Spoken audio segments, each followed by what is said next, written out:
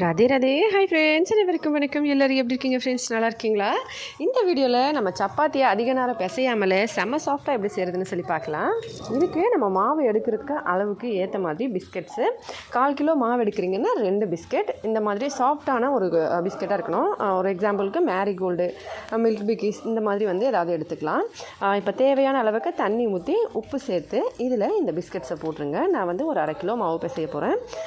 அதுக்கு வந்து இந்த 4 பிஸ்கெட்டும் இந்த ஸ்பூன் வந்து நான் யூஸ் பண்ணுறேன். உங்களுக்கு ஸ்பூன் யூஸ் பண்ண வேண்டாம்னா நீங்கள் டேரெக்டாக கையிலேயே வந்து மிக்ஸ் பண்ணிக்கலாம். பிஸ்கெட் போட்டோன்னே அது நல்லா மிக்ஸ் ஆகிடும். அதுக்கப்புறமா மாவு போட்டு நீங்கள் கையிலேயே மிக்ஸ் பண்ணிக்கலாம்.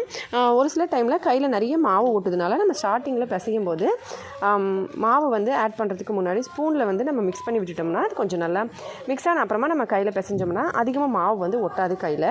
அதனால் நான் ஜஸ்ட்டு வந்து இந்த மாதிரி ஸ்பூனில் மிக்ஸ் பண்ணி விடுறேன். இந்த பார்ட் வந்து நீங்கள் ஸ்கிப் பண்ணணும்னு நினச்சிங்கன்னா ஸ்கிப் பண்ணிவிட்டு டேரெக்டாக வந்து அப்படியே வந்து செய்யலாம். கையிலேயே பிசைஞ்சு கூட மாவு ஆட் பண்ணி அப்படியே கையில். இப்போ நான் இதை நல்லா மிக்ஸ் பண்ணிடுறேன். இந்த மாதிரி நான் வந்து கிட்டத்தட்ட ஒரு 400 கிராம் அளவுக்கு மாவு எடுத்திருக்கேன். இதுக்கு 4 பிஸ்கெட் சேர்த்துருக்கேன். நம்ம 100 கிராமுக்கு 1 பிஸ்கெட்ன்ற அளவுக்கு சேர்த்துக்கலாம். 1/4 கிலோவுக்கு 2 போல் கூட உங்களுக்கு சேர்த்துக்கலாம். ஆனால் 100க்கு 1ன்னு சேர்க்கும் போது நல்லா சாஃப்ட்னஸ் வரும். அதிகமாக பிசையவும் தேவையில்லை. இப்போ நல்லா பிசைஞ்சு இந்த மாதிரி ரெடி பண்ணிவிட்டு இப்போ சப்பாத்தி செஞ்சு பாருங்கள் மாவு எவ்வளோ சாஃப்டாக இருக்குன்னு. இப்போ இந்த மாவை நான் மிக்ஸ் பண்ணிவிட்டு ஒரு சின்ன துண்டு இதிலேருந்து பிச்சு காட்டுறேன். நீங்கள் பாருங்கள்.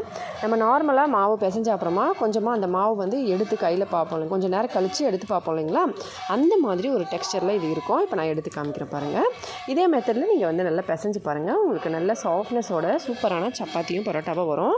ட்ரை பண்ணி பார்த்துட்டு மறக்காமல் கமெண்ட்ஸில் எப்படி இருந்ததுன்னு மறக்காமல் சொல்லுங்கள். அதை பார்க்குற ஃப்ரெண்ட்ஸுங்களுக்கும் இந்த டிப்ஸு யூஸ்ஃபுல்லாக இருந்ததா இல்லையான்னு சொல்லி அவங்களும் ட்ரை பண்ணி பார்ப்பாங்க. ஹெல்தியாக சாப்பிட்டு சந்தோஷமாக சேஃபாக பத்திரமா வருங்க. இதே மாதிரி இன்னொரு புதுவிதமான டிஃப்ரெண்ட்டான வீடியோவில் பார்க்கலாம். நன்றி, வணக்கம்.